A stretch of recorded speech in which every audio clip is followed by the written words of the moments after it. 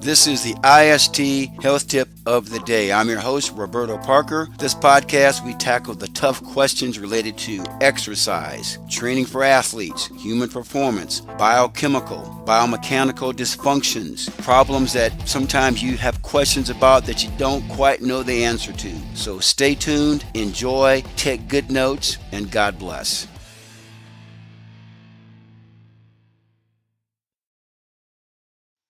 Okay, the scientific definition of mobility, it just isn't movable. Today, I'm going to talk about hip mobility. Now, this may not sound like a real sexy topic to you, but ladies and gentlemen, I would encourage you to listen because most of you out there have some sort of a hip imbalance. I've had them myself in the past. We sit down too much.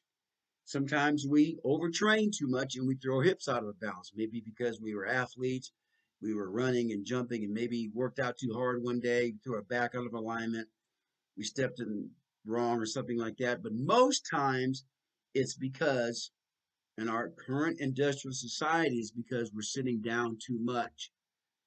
We're in a stagnant position too long, looking at computer monitors and screens and mobile devices.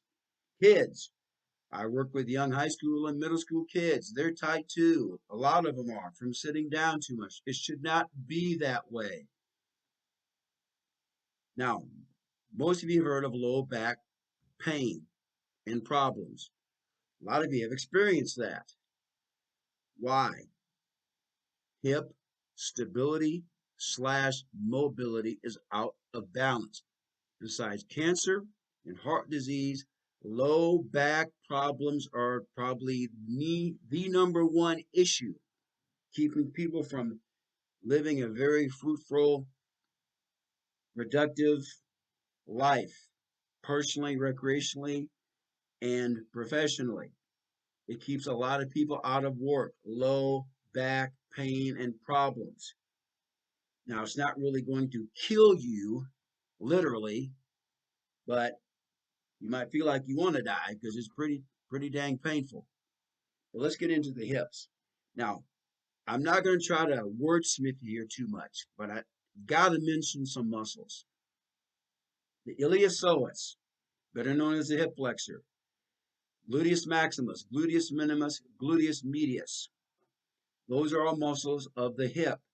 The obturator and the gemellus. You probably never heard of those. Those are muscles that are attached really to the hip and the femur around the hip pubis area where the femur inserts into the hip socket. Now, those muscles help to steer your femur going in or out, internally or externally. Now, why is that important? Because when that steering mechanism is out of balance, that affects your knees, that affects your ankles, that affects your feet and your toes, even affects your back. Pretty darn important, especially if you're on your feet a lot, especially if you have a job that requires you to do a lot of heavy lifting or bending or squatting or whatever. That can be a major problem. Now, in a few minutes, I'm going to display a video here that's going to show me doing some various hurdle drills that I videotaped yesterday that are going to involve various muscle groups. Now, those muscle groups start at the thoracic spine, the lower thoracic spine, and run all the way down to lumbar 1 through 5. Now, getting back to the muscles here. Muscles communicate with organs of the body. I've said this in other videos I've done in other podcasts. Muscles make myokines. People who have healthy muscles typically are healthier and live longer, healthier, more qualitative lives. That is a scientific fact. So it would be incumbent on your part to get your muscles stronger around your hip, abdominal, and leg areas. And these exercises that I'm going to show you are one type. Now, there's other types besides this. And in the video, I'm wearing some ankle weights. You don't have to do that. I've had people that wore ankle weights. They wear a weight vest, weighs about 10, 15, 20 pounds. They have weights in their hands, weights over their head, weights out to the side, doing the arm cross. Those are more advanced exercises. for people that have been training a long period of time. But muscles communicate with organs. For example, in the drills I'm going to show you, we're working the lower thoracic spine through L5, as I mentioned, okay? Let's talk about the thoracic spine, what that area will mainly communicate with. We're talking about kidneys, arteries, and small intestines. Why are small intestines important? We'll just talk about that only. It's called digestion, carbohydrates, proteins, fats. So when your muscles are stronger and more limber, guess what? You're going to have better digestion. Now, some people don't know that, but the muscles and the joints of your body, when they're healthier, it improves the biochemistry within your body. Isn't that better than taking kaopectate, Pepto-Bismol? Now, let's talk about the lumbar area. What about that? Large intestines. That's where you eliminate foods.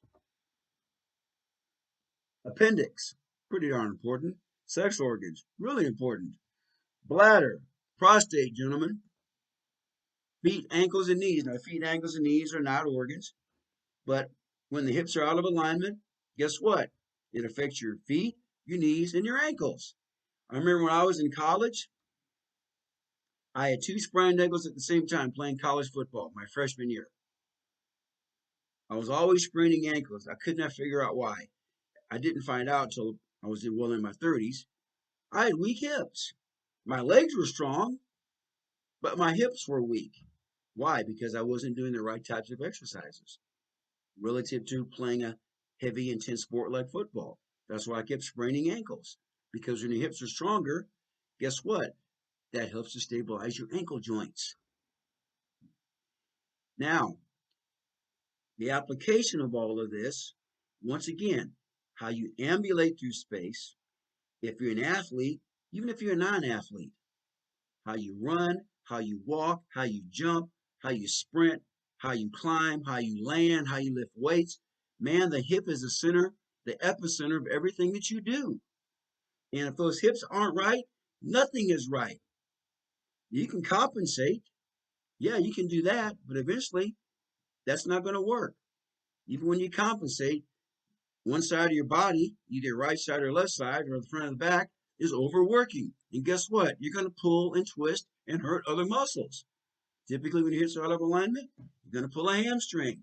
You might blow a knee out. You might blow an ankle out. You're going to hurt your lower back. You might strain the abdominal. Not to mention what's going to happen to the inside of your body. Digestion, elimination, kidneys, lungs. A lot of things going on there, guys. So take heed. Get your butt together. Get with a good trainer. You're looking at one. And do these drills. Get up and move around every single day. Now, there's some specific things that you need to do right now that's more rehabilitative oriented because you maybe neglected those areas in the past.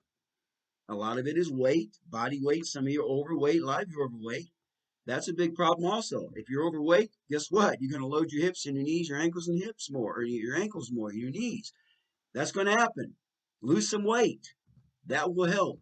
Once again, contact me about that. I will help you if you're willing to help yourself. Now, let's get to this video. It's about a 2 or 3 minute video. I'm doing some various hurdle drills. Now, some of the hurdle drills, I'm doing a crossover movement that really engages the thoracic spine. And most of these drills are going to involve hip extension, balance, mobility, stability, and they also work your abdominals. So let's take a look at these, shall we? I'll be right back.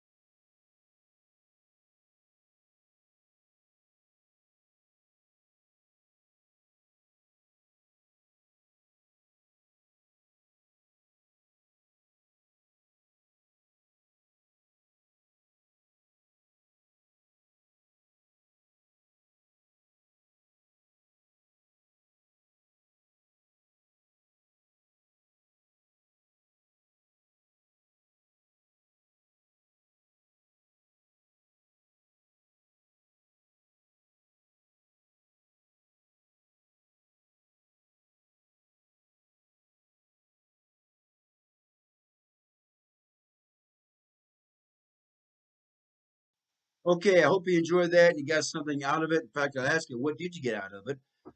Some of you people might say absolutely nothing. Hopefully, the majority of you got something out of it.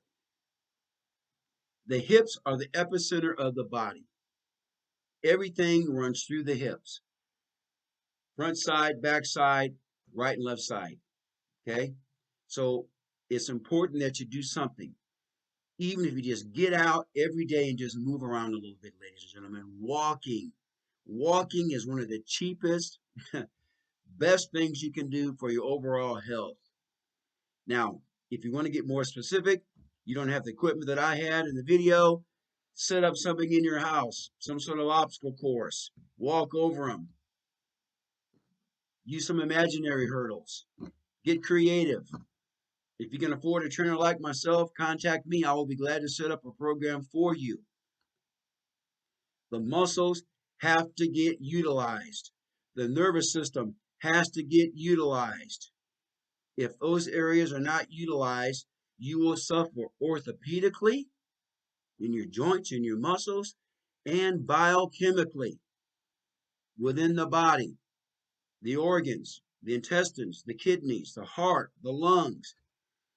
In fact, every spinal area of your body communicates with some tissue of the body, starting at the cervical spine all the way down to the sacral spine, which is your tailbone.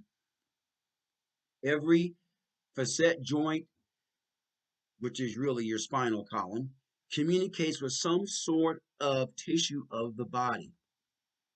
The biggest thing I want you to get out of this, ladies and gentlemen, I could talk about this stuff all day because I'm passionate. I want you to get passionate about your health. You don't have to be a muscle nerd like me, or health and fitness nerd like me, or health and nutrition guy like me, but get passionate about you, how you perform, how you walk, how you play the game. You want a better relationship. You want to feel better about yourself. You want to reduce the aging process.